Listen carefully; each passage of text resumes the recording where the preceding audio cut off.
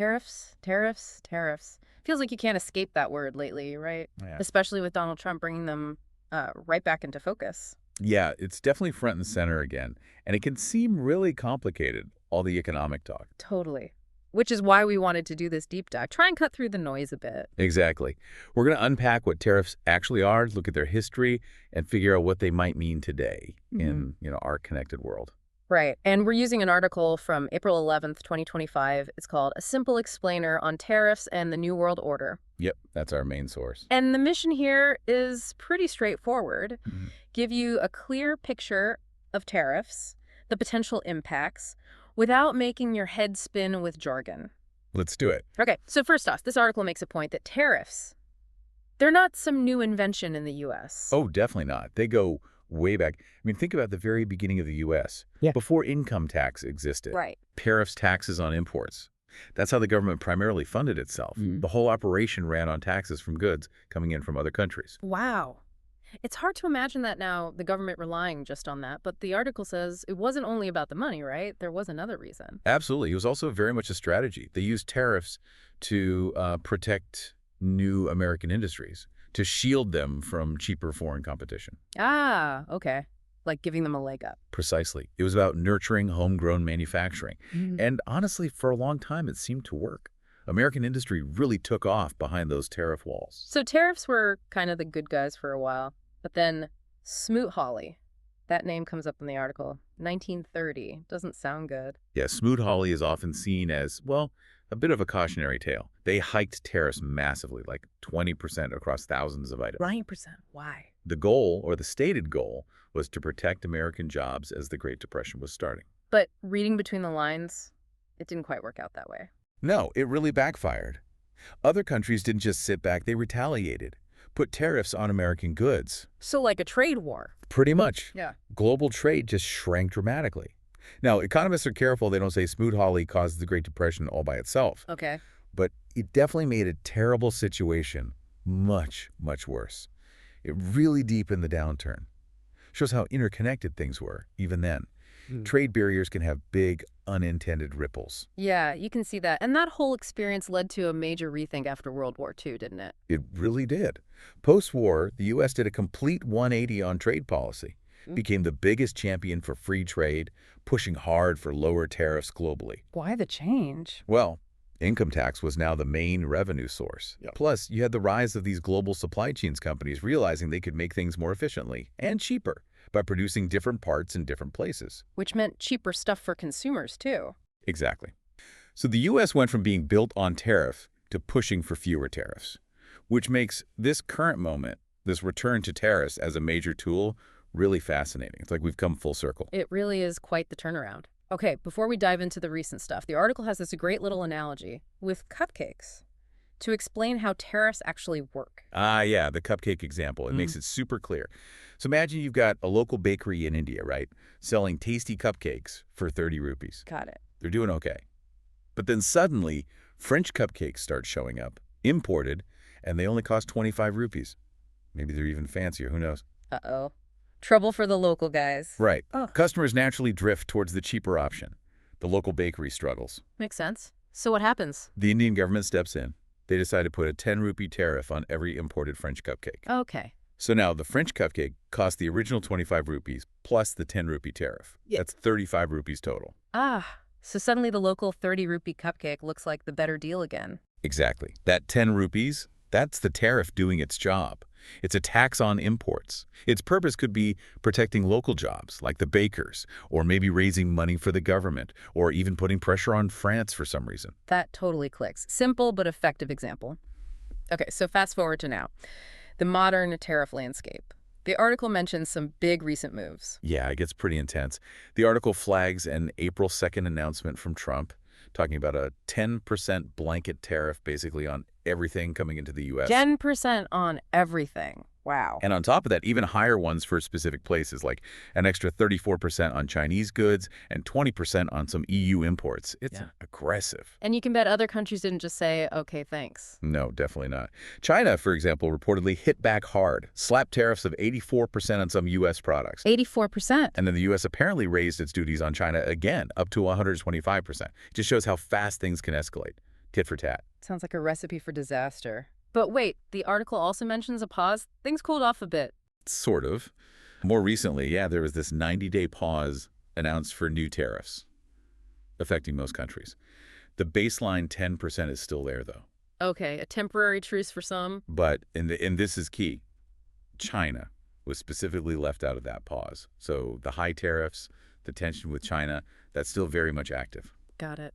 And this isn't Trump's first rodeo with tariffs, is it? The article mentions his first term. Correct. Back between 2017 and 2021, tariffs went on things like washing machines, solar panels, steel, aluminum, a whole range. And the reaction back then, a lot of criticism, right? People worried about inflation, about it being reckless. Oh yeah, tons of criticism. Lots of economists predicted disaster. But the article suggests the outcome wasn't quite so straightforward.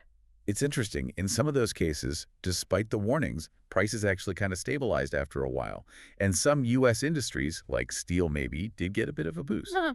So not totally predictable. Not at all. It shows the real-world effects are complex. That link between tariffs and inflation, it's not always a simple cause and effect. Other things are going on in the market, too. It's a complex picture. Which leads us right into the big debate. Are tariffs good or bad? What are the arguments for them? Well, the big one for supporters is revenue, money for the government. The article cites, what, $72 billion collected in customs duties back in 2019? $72 billion. That's not small change. No. And proponents look at 2023 import numbers.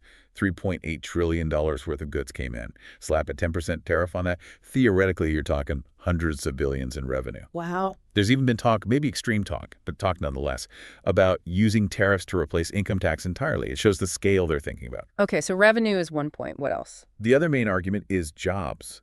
The idea that making imports more expensive will encourage companies to make things here in the U.S. instead, protecting American jobs, maybe even bringing some back.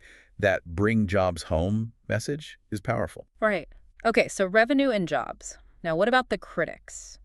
The free trade side. They have some pretty strong counter-arguments. First off, they say tariffs aren't really paid by foreign companies or governments. They're basically taxes on your own consumers. How so? Because the importer, the company bringing the goods in, usually just passes that extra tariff cost along to the buyer. So prices go up at the store. You end up paying for it. Okay, that makes sense. What else? Retaliation, Yeah. that's a huge concern. We saw it with China hitting U.S. soybeans during Trump's first term. It devastated American farmers. Trade cuts both ways. You put up barriers, they often put up barriers against your exports. So helping one industry might hurt another. Exactly. Like maybe steel tariffs help U.S. steel companies, but they make steel more expensive for U.S. car companies. It creates winners and losers within your own economy. Plus, think about modern products. A car, the article says, has like 30,000 parts from all over the place. Trying to make everything domestically. It's incredibly complex, probably way more expensive and less efficient. It messes with those global supply chains. Yeah. Unwinding all that sounds messy. Very. And then there's the bigger picture worry. Damaging America's global standing. If the U.S. becomes seen as protectionist, other countries might look for different partners. Maybe move away from using the dollar. It could weaken trade ties built over decades. Definitely sounds complicated. Lots of moving parts. So why the big push now? What's the motivation behind it, according to the article? Seems like a mix of things. Politically, that message, tax foreigners, bring jobs home, it clearly connects with a lot of voters. It sounds straightforward. Simple message. Yeah. Strategically, there's the idea of reciprocal tariffs. Like if another country taxes our goods at 10%, we tax theirs at 10%, trying to force a level playing field using tariffs as a bargaining chip. Makes sense. And then there's this underlying belief, a sort of bigger picture view that the U.S. has been, maybe too open, and countries like China have exploited that, using subsidies, maybe currency tricks, lower labor standards to get an unfair edge. So tariffs are seen as a way to fight back against that. Trying to rebalance things? But the article stresses it's not like flipping a switch and everything's fixed. Absolutely not. That's a crucial takeaway. In today's world, with everything so interconnected, the actual results of big tariff moves are really uncertain. There's just no guarantee they'll work as intended. Economists have been arguing about this stuff for ages. And the current U.S. economy, with all that debt, that adds another layer of risk, doesn't it? It really does. The article points out the U.S. is carrying a huge amount of debt. And the interest payments alone are massive, $583 billion just this year so far. Oof. When you're that leveraged, you're more vulnerable to shocks. So the worry is, if these tariffs spark a real trade war, That uncertainty, that market nervousness, it could be the shock that tips a fragile, debt-heavy economy into recession. Which might explain that recent pause on some tariffs. A bit of caution creeping in. Could be. Maybe an awareness of those risks, at least for now.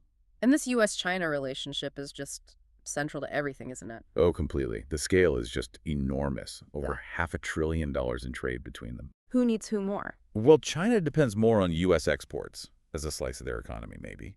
But the U.S. runs that huge trade deficit with China, like $295 billion.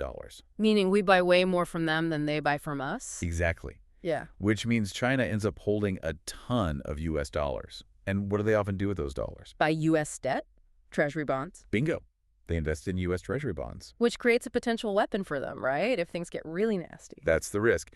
If China decided, in retaliation, to suddenly sell off a big chunk of those bonds, it could definitely shake up U.S. financial markets, cause instability. It's a tricky interdependence. It's a very delicate dance. Okay, so where does India fit into all this? The article mentions India's position. Yeah, India's playing it quite cautiously, it seems.